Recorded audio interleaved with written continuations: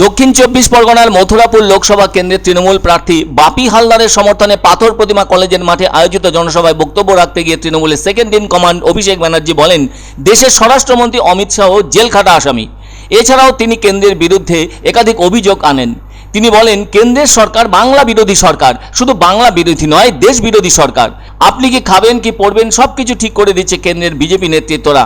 এছাড়াও অভিষেক অমিত শাহর উদ্দেশ্যে বলেন, আপনি নিজে একজন জেলখাটা আসামি, তাই কাউকে যদি ইডি সিবিআই ডাকে তাহলে তাদেরকে চোর বলেন।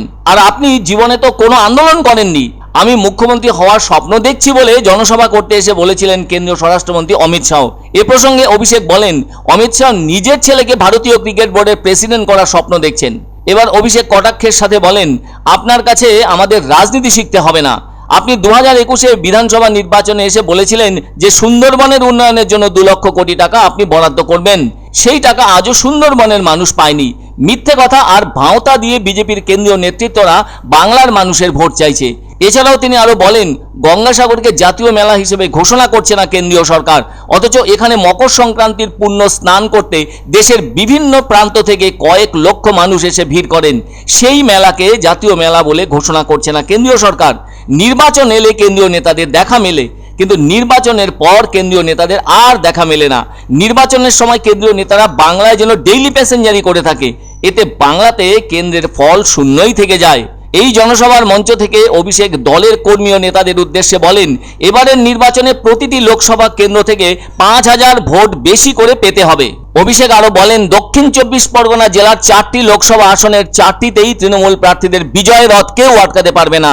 তিনি এই মঞ্চ থেকে কথা দেন, ডায়মন্ড হারবার মডেল যেমন দেশের মধ্যে প্রশংসা পেয়েছে, তেমনি লোকসভা নির্বাচনের পর ডায়মন্ড হারবার মডেলের মতনই মথুরাপুর মডেলও তৈরি করব। সম্প্রতি অভিষেক ব্যানার্জি মথুরাপুর লোকসভা কেন্দ্রে গতকাল ঢোলাহাটের মাঠে এসে বলেছিলেন, মথুরাপুর লোকসভা কেন্দ্রের দায়িত্বভার নিজে নিয়েছেন। সেই অনুযায়ী ডায়মন্ড হারবার মডেলের মতোই মথুরাপুর লোকসভা কেন্দ্রে মথুরাপুর মডেল খুব শীঘ্রই চালু হবে। তিনি এর পাশাপাশি নিজের রাজনীতি থেকে সরে দাঁড়ানোর জন্য কেন্দ্রীয় সরকারের কাছে 3টি প্রস্তাব দেন। তিনি বলেন, যদি বাংলার 164,000 মানুষের 100 দিনের কাজের টাকা কেন্দ্রীয় সরকার 1 মাসের মধ্যে দিয়ে দেয়, তাহলে আমি রাজনীতি ছেড়ে দেব। আবার যদি বাংলার মানুষের আবাস যোজনার টাকা 1 মাসের মধ্যে ছেড়ে দেয়, তাহলেও আমি রাজনীতি ছেড়ে দেব। এভাবেই কেন্দ্রীয় স্বরাষ্ট্রমন্ত্রীকে ওপেন চ্যালেঞ্জ জানালেন অভিষেক বন্দ্যোপাধ্যায়। তিনি বলেন, ডায়মন্ড হারবার কেন্দ্রের জন্য মনোনয়নপত্র জমা দেবার দিন এখনো রয়েছে। যদি অমিত শাহর মনে হয় আমাকে পরাজিত করবেন, তাহলে এই কেন্দ্রে মনোনয়নপত্র জমা দিয়ে আমার বিরুদ্ধে দাঁড়িয়ে আমাকে পরাজিত করুন, তাহলে আমি রাজনীতি থেকে সন্ন্যাস নিয়ে নেব। তিনি আরো বলেন, দেশের সব থেকে ব্যর্থ মুখ্যমন্ত্রী হলো যোগী আদিত্যনাথ। এর আমলে উত্তরপ্রদেশে একের পর এক কঠিন কঠিন বাজে ঘটনা ঘটেছে, আর বাংলা সব থেকে সুরক্ষিত। অভিষেক রিপোর্ট কার্ড নিয়েও লড়তে চান। অমিত শাহ যেন মনে রাখেন, তৃণমূল সরকার বাংলার মানুষকে যা যা প্রতিশ্রুতি দেয় তা অক্ষরে অক্ষরে পালন করার চেষ্টা করে।